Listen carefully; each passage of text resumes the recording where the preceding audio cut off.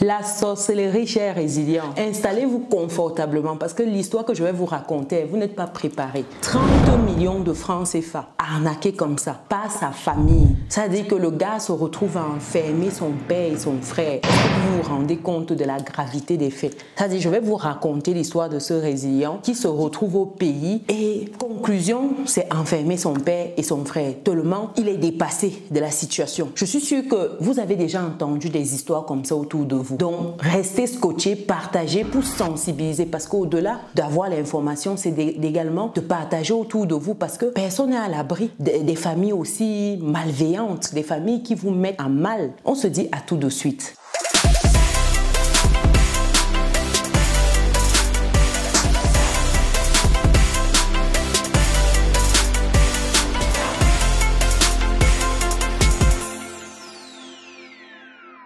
Bienvenue de nouveau sur Business et Réussite, la chaîne qui te permet de muscler ton mindset et tes finances. C'est quelque chose qui te parle, clique sur les boutons, active la cloche, partage autour de toi. Si c'est la première fois, je suis Chimène, je suis maman, je suis entrepreneur, je suis investisseuse et j'accompagne des personnes qui souhaitent investir en Occident, dans l'immobilier, sur les marchés financiers, investir en Afrique, dans l'immobilier également, lancer un business. Si c'est ton cas, va sur businessetréussite.com, tu as l'onglet prendre rendez-vous. Ce sera l'occasion d'échanger sur ton projet. Et pour ceux qui souhaitent qu'on investisse ensemble, nous avons le club privé des résilients où on le fait déjà. Vous pouvez nous rejoindre pour réseauter, parler de livres, de mindset, investir. Donc, c'est l'onglet Académie lorsque vous êtes sur businessetréussite.com. Et pour terminer, il y a ce livre Vivre et réussir en France qui prépare les personnes qui immigrent en France. C'est de savoir comment fonctionne la France, quels sont les accompagnements, les aides lorsque vous arrivez. Et si ça fait un moment déjà que vous êtes sur le territoire, c'est de savoir comment mieux gérer vos finances, comment investir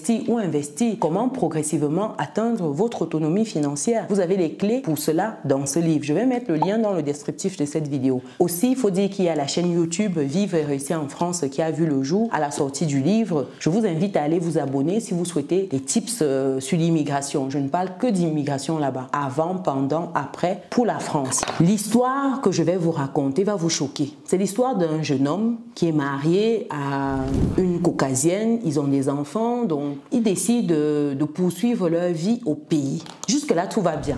Qu'est-ce qui se passe quand on pense pays, retour au pays? Généralement, on pense à se construire une maison. On pense à avoir une activité génératrice de revenus sur place. Le résilient, lui, il commence déjà par sa maison. Dans un premier temps, ils achètent le terrain avec sa femme, ils sont contents, ils font le nécessaire. Donc, le terrain est là. Ils épargnent. Quelques temps après, ils démarrent les travaux de leur logement. C'est un logement qui est censé être un R+2. À la base, on doit avoir le logement pour eux, pour y habiter, c'est-à-dire au rez-de-chaussée et au rez-de-jardin, parce qu'il y a possibilité de faire un sous-sol suivant la face du logement. Ensuite, au premier ou au deuxième niveau, c'est censé être des locations, c'est-à-dire ils auront 8 logements qui seront mis en location. Donc l'idée ici, c'est qu'à la fin, qu'ils puissent avoir sur place leur logement et des revenus également, donc cette activité génératrice de revenus qui leur permettra de soutenir leur train de vie. Donc voilà comment ils se lancent dans la quête de la construction d'un immeuble. Jusqu'ici, tout va bien. Il démarre avec les envois d'argent au pays, comme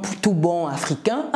Il envoie à ses parents, à son père principalement, qui gère avec son frère aîné. Jusqu'ici, tout va bien. Ils sont au pays. Le terrain est bel et bien effectif, les travaux ont démarré, la fondation, les murs montent, la première dalle. Ensuite, le reste, c'est sur photo, vidéo. Ce qu'il reçoit lorsqu'il est en Occident, c'est l'évolution du chantier. On voit que le chantier avance, le gros œuvre est fini. Il est dans la phase maintenant de finition, c'est-à-dire les peintures, le sol, vraiment fini. Et on sait tous que les finitions, c'est ce qui coûte le plus cher. Donc, il démarre sa phase de finition. Entre-temps, il fait un prêt conso de 45 000 euros. 45 000 euros, c'est un peu plus de 30 millions de francs CFA. Je prends ma calculatrice pour vérifier.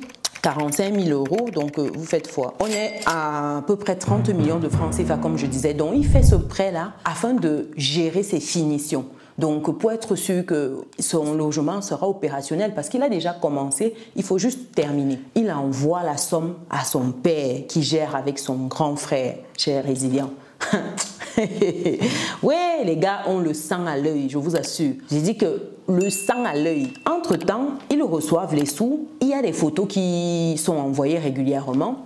Presque 2 ans, une année passée, parce qu'il a envoyé progressivement, une année passée, il décide d'aller au pays pour voir où en sont les finitions, parce qu'on est quasiment sur la fin. Quand il arrive au pays, déjà, le père n'est pas trop d'accord avec ça.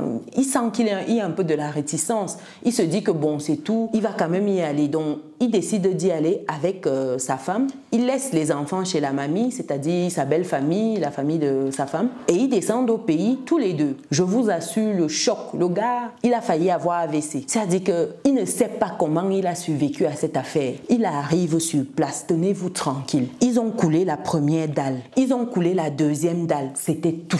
C'est-à-dire que même la toiture, je dis la toiture, ils n'ont pas mis la toiture partout. Le moment de la toiture, les gars avaient envoyé la photo comme quoi en fait ils sont en train de couler. Et vous savez que lorsqu'on fait la toiture, pardon, on verse le vin, on arrose, on donne le vin aux gens et tout. Les gars ont pris la main levée qu'ils avaient envoyée et ils ont consommé l'argent des toitures. Ils ont consommé une partie. Ils ont fait la toiture sur la moitié de l'immeuble. L'autre moitié n'a pas de toiture. Quand il pleut dans l'immeuble. Ça dit premier point sur place.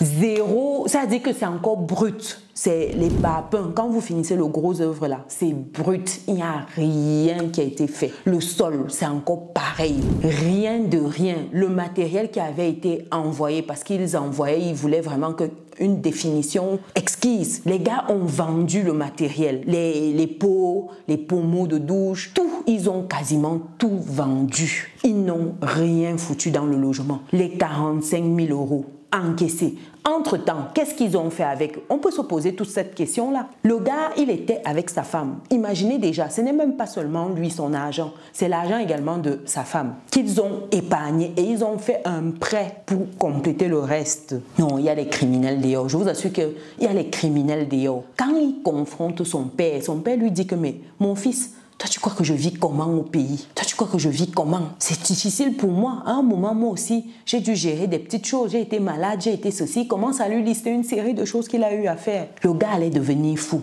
Entre-temps, son père a géré sa maison au village. Ça veut dire qu'il est allé au village, il n'avait pas de maison. Il a démarré son chantier, lancé sa maison, finalisé, tôlé, jusqu'à il a fait les finitions de sa maison. Donc, en fait, lorsque son fils envoyait l'argent, au lieu de gérer son chantier, il gérait sa maison au village. Avec la complicité de son aîné. Ça veut dire qu'ils se retrouvaient tous les deux et son aîné lui-même a eu le temps d'acheter sa maison, de lancer la fondation jusqu'à il a déjà élevé les murs. Il reste que tôler parce que lui c'est un plein pied. Il restait que tôler et vous imaginez bien que c'est avec l'argent du petit frère que ces deux-là ont pu réaliser ce qu'ils ont réalisé parce qu'ils ne travaillent pas grand-chose. Le père, il travaille pas. Le fils encore moins, c'est du genre, il se défend à gauche et à droite. C'est des débrouillards comme on dit au pays. Imaginez-vous, je dis que le gars allait devenir fou. Il reste comme ça, il n'arrive pas. Quand il veut parler, on dit que toi aussi c'est ton père. Quand il veut parler, on dit que c'est ton grand frère. Le gars, il se dit que mais est-ce que c'est possible de faire ça à quelqu'un? C'est comme ça que les problèmes commencent avec sa femme. Comment ta famille peut faire ça? J'avais bien dit qu'il fallait qu'on trouve une société au pays pour suivre nos travaux. Tu n'as pas voulu, tu as dit que ton père sait bien suivre les travaux. Ton père a fait ceci, ton père a fait cela. Voilà le résultat avec ton père. Comment on fait maintenant? Où est-ce notre projet? Comment on gère notre projet? Mince.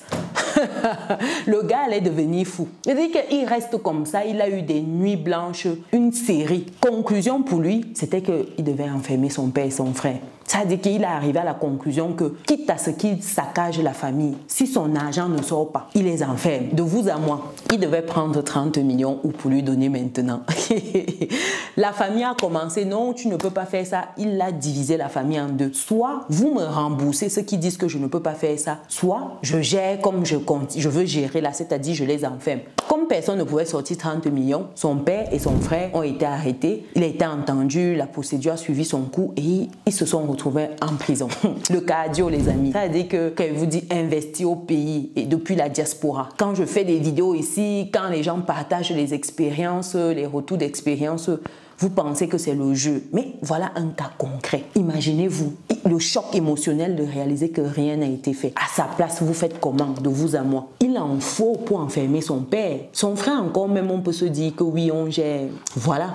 Mais ce qu'il faut comme niveau de bêtise pour arriver à cette conclusion-là, c'est-à-dire que le gars, il a tourné le problème dans tous les sens. Il a dit que c'était la seule solution qu'il a trouvée. Vous imaginez l'audace qu'il faut pour ça, en plus en Afrique.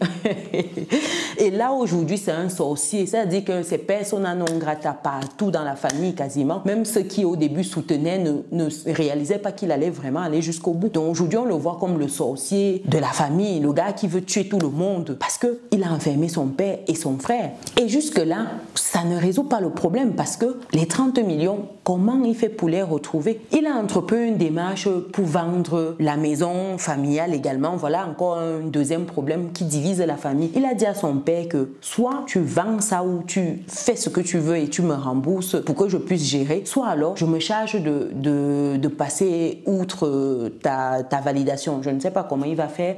Je suis toujours moi aussi en train de me questionner sur comment il va faire pour que ce gars signe s'il ne veut pas signer. Bon, bref, on est au Cameroun. Pareil qu'au pays, tout est possible. Dans le 237, au continent, tout est possible. Voilà un peu l'histoire de ce résilient. Dites-moi ce que vous en pensez. Qu'est-ce que ça vous évoque? Est-ce que vous avez déjà eu des cas similaires autour de vous? C'était quoi le dénouement de ces cas-là? Partagez. Si vous êtes arrivé jusqu'ici, mettez en commentaire arnaque. C'est très important. Partagez autour de vous, mettez des pouces, des likes. Parce que c'est des choses comme ça qu'on pense que c'est pour les autres. Oh, ça peut nous arriver. Sur ce, on se donne rendez-vous dans une prochaine vidéo. Ciao.